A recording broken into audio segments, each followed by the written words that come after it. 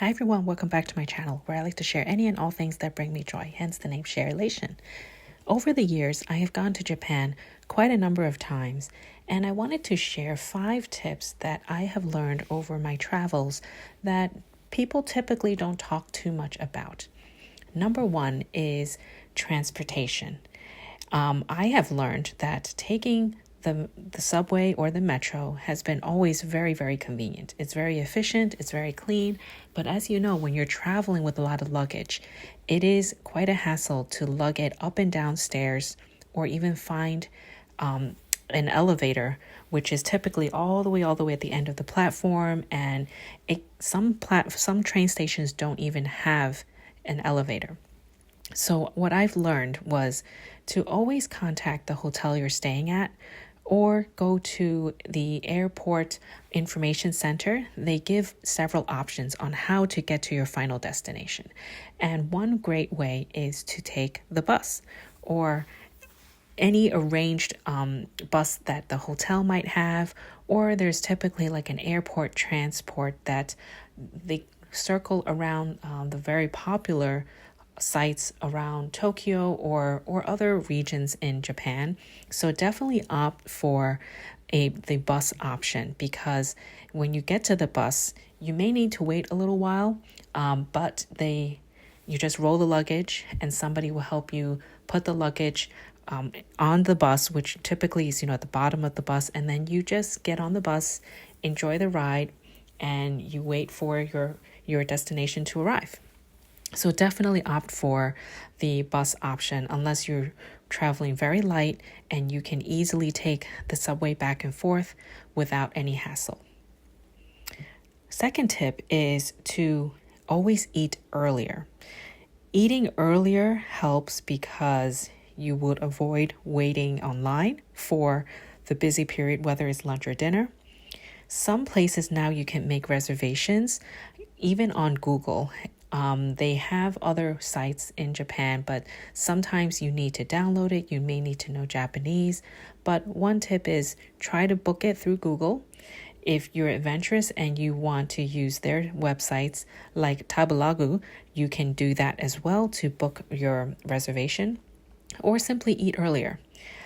This avoids lines and avoids very hangry family members that you're traveling with, and you can have an early dinner, walk around, burn off those calories, and stop by at a 7-Eleven or a Family Mart for a late night snack. Another tip, which is also circled around food, is having a fancy lunch and a cheap dinner. What do I mean by that? Many places, like shopping malls, have very, I'll call it high-end dining. I wouldn't say it's super high-end, but if you go to a mall and you go to the top floors, that's where the more pricey dining options are, versus like the basement, B1 or B2, where they have like food courts. So during lunchtime, they offer set meals for a set price. And lunchtime is usually almost half the price of a dinner set menu. Now, of course, you will get things that are a little bit different, but the quality is the same. The atmosphere is the same. You can enjoy quote unquote fine dining for a lesser price. And for dinner, you can have like a ramen or, some other cheaper option where you can just go in and order and just enjoy a quick little meal while enjoying the atmosphere of Japan. So that is tip number 3. Tip number 4 is knowing the difference between buying something at duty free at the airport versus buying something at like a Takashimaya or a Daimaru.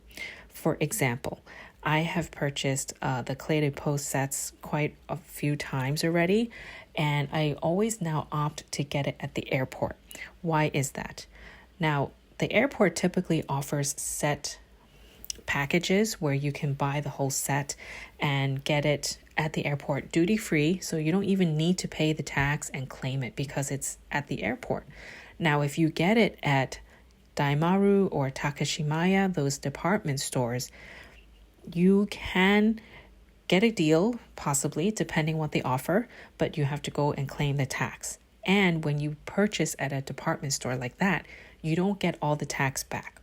They have what they call a service fee.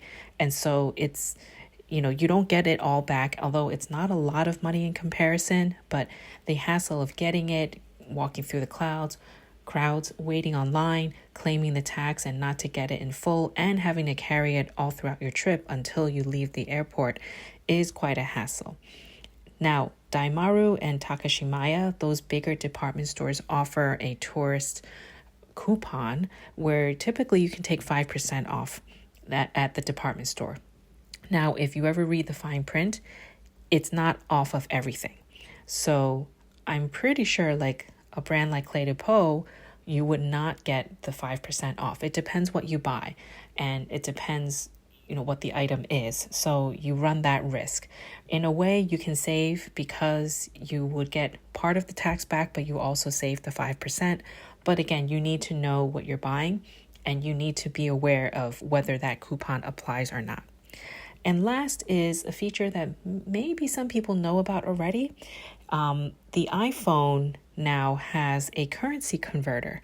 If you download the latest iOS version and you go to the calculator, you have an option of flipping on the currency converter. Now, this really, really comes in handy, especially when you're in a foreign country. You select the proper currency and you type like the Japanese yen, for example, and it will convert it to US dollars or whatever currency you want to see it in, and it will help you easily just know what your price would be for the currency that you usually spend in your home country. So it's a very handy update. Some people probably know about it, but if you're going to a foreign country, definitely use that feature because when you're in a rush and you need to figure out whether something is worth buying or not, that really comes in handy. So those are my 5 tips. I hope you find it helpful. If you're going to Japan anytime soon, I hope these tips will help you, and I will talk to you next time. Stay happy and healthy. Bye.